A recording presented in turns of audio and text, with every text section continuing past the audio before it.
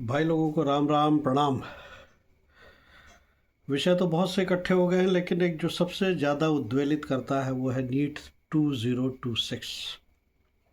NEET 2026 का paper पुनः leak हो गया।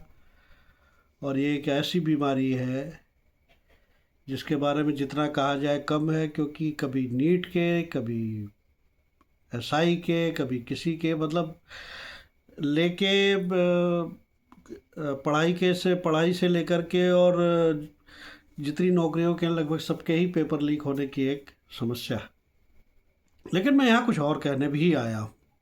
और वो जब 2 3 4 बार हो लिया, इस तरीके के पेपर्स लीक हो लिए, तब मेरे को कुछ ध्यान में आया। मेरे साथ के जो हम वयस्क, खासतौर से उत्तर प्रदेश के लोग होंगे, वो इस बात को ज़्यादा वैलिडेट कर पाएंगे। और अगर उनके पास इस तरह की कोई इन्फॉर्मेशन, सूचनाएं हों, तो वो भी दें, क्योंकि मैं उत्तर प्रदेश से फिर जल्दी ही निकल भी गया था। तो उसके बाद मेरे पास उस पूरे पूरे प्रकरण का कोई फॉलो अप नहीं है। और सबसे पहले मैं उन बच्चों के लिए बहुत ही ज़्यादा शर्मिंदा भी हूँ, क्योंकि आखिर एक सिस्टम है जिसमें हमारे बच्चे इतने परिपक्व नहीं हो पाते, इतने बोल्ड नहीं हो पाते। उनके एक्सपेक्टेशंस और अचीवमेंट में जैसे ही फ़र्क आता है, वो इतने फ्रस्ट्रेट हो जाते हैं कि उन्हें अपने सबसे ज़्यादा सस्ती उनको अपनी जान ही लगती है। 4 बच्चों ने नीट के एग्ज़ाम और उसके कैंसिलेशन होने के बाद उन्होंने आत्महत्या कर ली। उससे बुरा कुछ नहीं हो सकता। तो अब मैं जाता हूँ पुराने पे। 77 में मैंने 12th पास किया था, और गांव से पास किया था। तो मुझे ये बताया गया था, जब मैंने 9th में बायोलॉजी ली थी, आपको बता रहा हूँ कि ज्ञान और कितना सूचना का उस समय अभाव होता था, कि मुझे ये बताया गया था कि अगर आप 9th में बायोलॉजी ले लेते हो, तो 12th पास करने के बाद आपके जो मार्क्स आएंगे, उनके बिना पर आपको मेडिकल कॉलेज में एडमिशन मिलेगा, आप डॉक्टर बन सकते हो।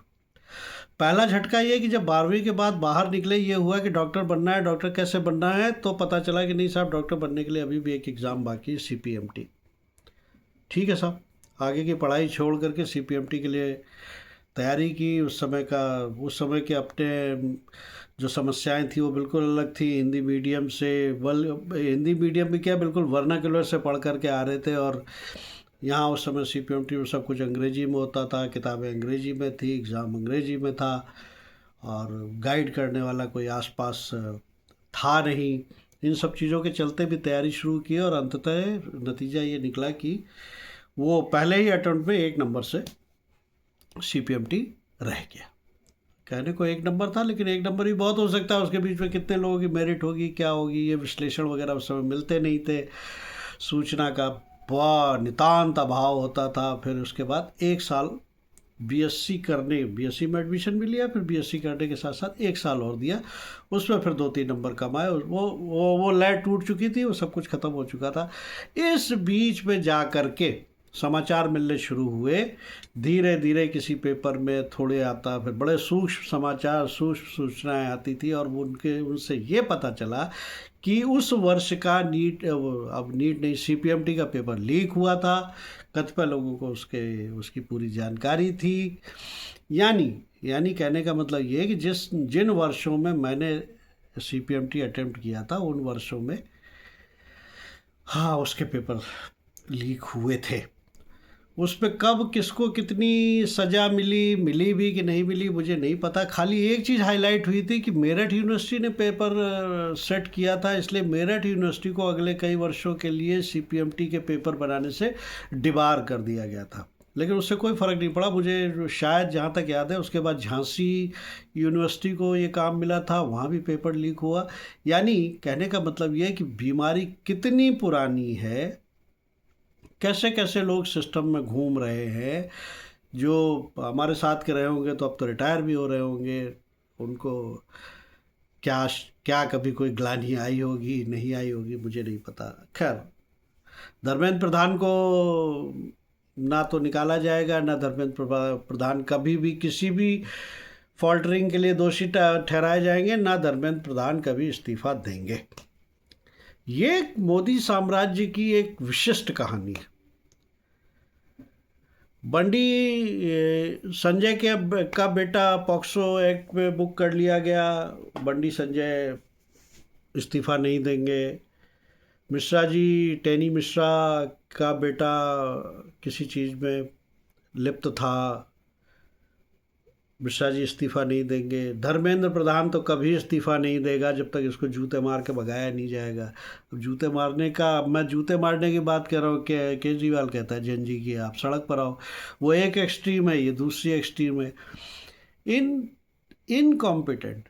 तुम्हारी इलेक्शन मशीनरी के लिए बहुत अच्छा है बच्चा, वो ले जाओ उसको इलेक्शन मशीनरी में, उसको दिन रात लगाओ, उसको हमारे ऊपर क्यों बैठा रखा है। लेकिन इन सब के बीच में भी अब पता चला कि साहब एनटीए के ही सारे लोग उसमें इन्वॉल्व हैं। तो अगर एनटीए के सारे लोग इन्वॉल्व हैं तो कुछ तो ऐसा करो कि जो लोगों को दिखे कि नहीं भैया, पेपर सेटिंग के लिए हमें नहीं जाना है, क्यों अगर जाना है तो पूरी ईमानदारी से काम करना है। ये पैसा कितना कितना लालच देता है कि आदमी कोई भी चीज़ बची ही नहीं। सारे जो संस्थान हैं वहाँ पर कोई ना कोई बिकाऊ जरूर मिल जाता है। ठीक है, अब एक चीज़ जो मैं अब सरकार से प्रार्थना करना चाहूँगा कि आप इसमें जो भी बदलाव करिए, एनटीए ख़त्म करिए, एनटीए में कुछ सुधार करिए, ऑनलाइन करिए, क्योंकि बच्चों की ज़िंदगी का सवाल होता है। और एक तो ये इस बात पे कोई दम नहीं है कि साहब 22 लाख बच्चों के भविष्य का सवाल है, फलाना ढिकाना। 22 लाख बच्चे, ठीक है, 3 मई वाले एग्ज़ाम में गड़बड़ी हो गई, अगला एग्ज़ाम 21 जून को होगा, उस पर भी यही 22 लाख बच्चे आएंगे। तो ऐसा नहीं है कि उसको, अगर ये ईमानदारी से ये एग्ज़ाम 21 जून का हो जाता है तो 3 मई और 21 जून वाले में इतना ज़्यादा कोई रिज़ल्ट में फ़र्क नहीं आना चाहिए। एक लेजिस्लेशन लेकिन सरकार को तुरंत प्रभाव से पास करना चाहिए, जैसा कि उन्होंने आरटीओ में पास कर रखा है कि नाबालिग बच्चा गाड़ी चलाते हुए पाया जाएगा तो दोषी उसके माँ बाप को माना जाएगा और उनको दंडित किया जाएगा। ऐसे ही नीट वगैरह में जिन बच्चों ने पेपर खरीदे हैं उन बच्चों को तो सांकेतिक सज़ा आप दें, लेकिन असली सज़ा उनके माँ बाप को, उस व्यक्ति को जिसने कि वो पैसे अरेंज किए। हाँ, ये छोटी मोटी रकम नहीं है, बच्चे के बस का नहीं है। बच्चे के ऊपर आपने प्रेशर डाला हुआ है, बच्चे को आप डॉक्टर बनाएंगे और उसी बच्चे के हाथ पे लाके आप एक 30 लाख रुपए 40 लाख रुपए का एक पेपर लाके थमा देते कि बेटा ये तुम्हारी कुंजी है। और बाद में एक नीट के लिए नहीं, ये और उनमें भी शामिल है जो एसआई बन रहे हैं और दूसरी परीक्षाओं में भी 30-30 40 लाख दे करके वो पेपर हासिल करते हैं। वहाँ पर उस पूरे सिस्टम को, उसके पारिवारिक सिस्टम को आपराधिक घोषित करना चाहिए और उन्हें अच्छा दंड देना चाहिए। अच्छा, क्योंकि बच्चे की क्या गलती है? अगर 10 लाख रुपए में पेपर बिक रहा है, 10 लाख उसके माँ बाप ही तो ला कर दे रहे हैं।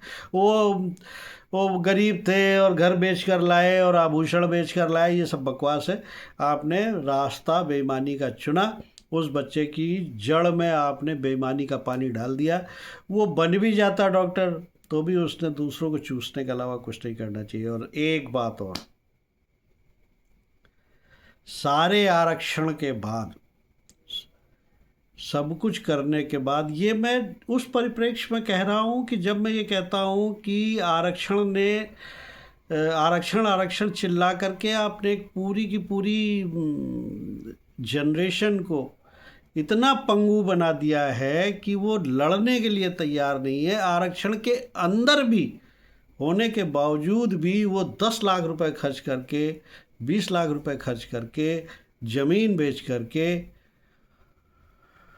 वो चोरी का पेपर लेना चाहता है, डॉक्टर बनना चाहता है, एसआई बनना चाहता है, कांस्टेबल बनना चाहता है। ये कौन सा सिंड्रोम है?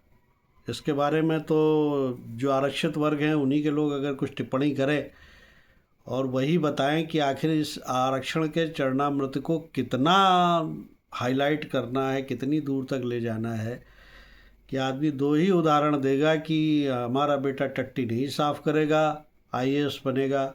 और आईएएस बनने के लिए भैया 500-600 लाख तो आईएएस की पोस्टें है नहीं, टोटल आईएएस ही 6,000 है। उन 6,000 का उदाहरण दे दे करके आपने कई करोड़ बच्चों को लाइन में लगा रखा है। इसका कोई तरीका निकालिए आप सब लोग मिलकर। हम लोग बोलते हैं तो ये हो जाता है कि साहब आप चिढ़ रहे हो, आपका फलाना है, अब आपका फ्रस्ट्रेशन है, आपके हाथ से सत्ता जा रही है। सत्ता वत्ता कुछ नहीं जा रही, बच्चे आपके हों किसी के भी हों, बच्चे बेवजह फ्रस्ट्रेट हो रहे हैं और ये पूरे समाज को विकृत कर रहे हैं। फिलहाल यहीं पर बच्चों से एक ही प्रार्थना है कि कुछ भी हो जाए, कुछ भी हो जाए, ये जान मेरी है और ये जान किसी चीज़ के लिए बनी है। अब तुम्हें मालूम 10 साल बाद पड़ेगा, 20 साल बाद पड़ेगा, 25 साल बाद पड़ेगा कि तुम किस लिए बने थे, और नहीं बने थे तो अपने परिवार के लिए तो बने ही थे। इसलिए बिल्कुल भी किसी भी परिस्थिति में कम से कम आत्महत्या का रास्ता कभी मत अपनाना, सोचो ही नहीं कि यह भी कोई विकल्प है। सभी से प्रार्थना है कि शेयर, लाइक, सब्सक्राइब जरूर करें। सब्सक्राइबर्स बिल्कुल नहीं है मेरे पास, और आप लोग यहाँ तक सुनने के बाद भी अगर नहीं करते हैं तो ठीक है। राम राम, नमस्कार, प्रणाम।